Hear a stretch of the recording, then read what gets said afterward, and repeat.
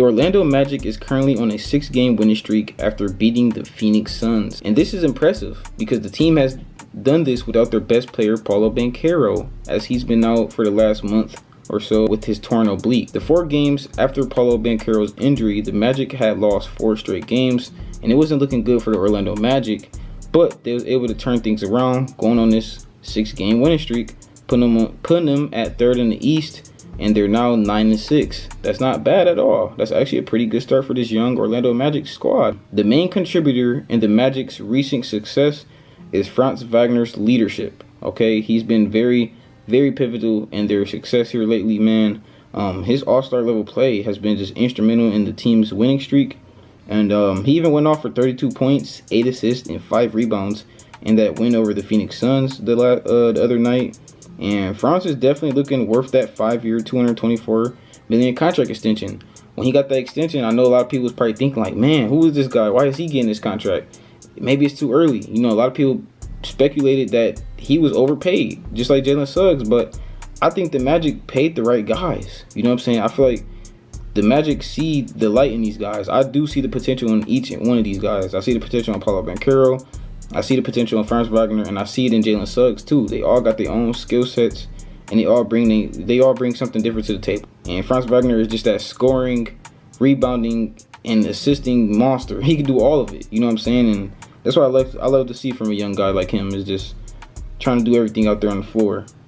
But despite being down with that torn oblique, Paolo Banchero's presence has been felt, with the team rallying around him during his absence. Okay, even with him being injured, the team is still feeding off his presence. You know what I'm saying? That leadership is still around in the locker room, is still around in the games. And Paolo Banchero was dominant in his first 5 games. Before Paolo Banchero got injured, Paolo was averaging 29 points per game, 8.8 rebounds per game, and 5.6 assists per game. Man, that's impressive. Okay, Paolo looking like a young, I don't know, but he looking cold. Like, those some great numbers right there. That's some great numbers for Paolo. And you see why the Magic want to build around him. The talent is so obvious. He even scored his career high this season against the Indiana Pacers, scoring 50 points.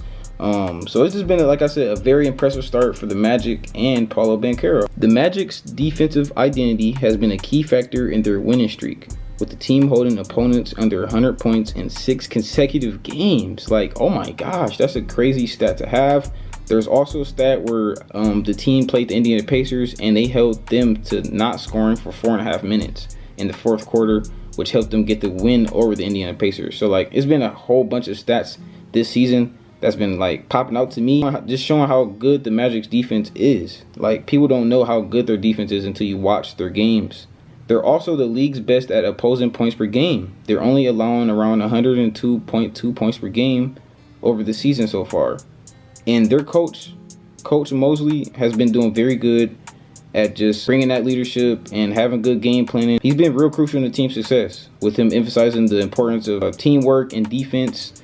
That's really, really important. You know, with a young team, you have to emphasize the importance of teamwork and defense. You gotta do it as a team. You gotta have good defense to win games. And this Magic success is the result of a 3-year rebuilding project, which has focused on collecting the right talent and building a strong team culture. And you can see that with them just drafting the right guys: Anthony Black, Jalen Suggs, all these guys, man, all these young talent is fitting around each other. It's looking good. And the team has done real good with player development. As you can see, young players like Franz Wagner and Anthony Black's improvement this season. You can see it clear as day. So the Magic is definitely heading in the right direction. The Magic did make the playoffs last season, and it's very obvious that they will make it back this season. I'm very confident in the Magic making it back to the postseason this season. So we'll see what they can do in the postseason. I think that's where their growth begins, is how they play in the postseason, what we can expect from these guys in the postseason. Can these guys stay healthy? And can they make the right moves? There's been a lot of rumors, a lot of speculations around the Orlando Magic, maybe swinging a couple of their young guys to get an all-star, maybe another scoring option like Zach LaVine. Like, I ain't gonna lie, I wouldn't be like the worst. I wouldn't be the biggest fan of a Zach LaVine trade right now for the Orlando Magic, just because I think they're rolling right now. That could possibly mess up their chemistry. It could mess up their, their flow.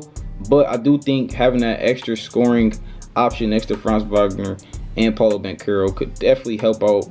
And we know Zach LaVine is wanting out of Chicago right now, and Orlando wouldn't be a bad spot. But I don't really know about that trade. I don't think that's the best trade for the Orlando Magic. I want them to make the best trade for the Orlando Magic. So whatever that is, I hope it's a good trade for the team. If they do make a trade, I'm expecting a trade maybe from them here soon to make another jump. It's still, I feel like it's still something else they need in that roster to just give them a boost, to give them more of a chance against teams like New York and Milwaukee and Philly and obviously Boston. So if you guys enjoyed today's video of me talking about the Orlando Magic success, please let me know down below in the comments. And also do me a favor, smash the like button, and also do me another big favor, man. Look at this stat right here on the screen. 90% of you guys that has been watching my videos aren't subscribed to the channel. So if you enjoy my content and you like what I've been doing so far, please do me a big favor and subscribe to the channel. It's completely free and I will greatly appreciate it, and it'll help the channel a lot more than you know. So yeah, like I said, I hope you guys enjoyed today's video. See you guys in the next one. You dig?